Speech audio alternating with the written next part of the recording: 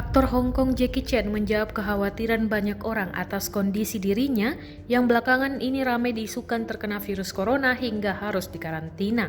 Melalui akun media sosialnya, Jackie Chan memberitahu bahwa dia dalam kondisi sehat. Terima kasih atas perhatian semua orang. Saya aman dan kuat dan sangat sehat, tulis Jackie Chan di akun media sosial @JackieChan seperti dikutip kompas.com Jumat 28 Februari 2020. Unggahan yang disertai foto Jackie sedang tersenyum itu juga disertai keterangan bahwa aktor laga itu tidak dalam kondisi sedang dikarantina.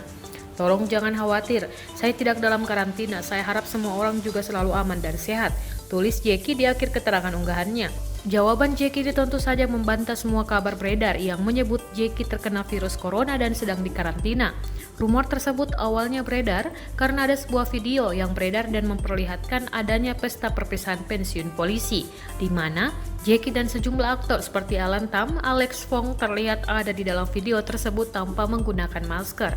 Tak lama kemudian, muncul kabar yang menyebut bahwa ternyata dalam pertemuan tersebut ada polisi yang teridentifikasi terkena virus corona.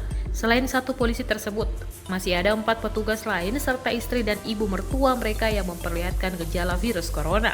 Dari sanalah kemudian muncul isu bahwa Jackie juga terkena virus corona dan sedang dikarantina.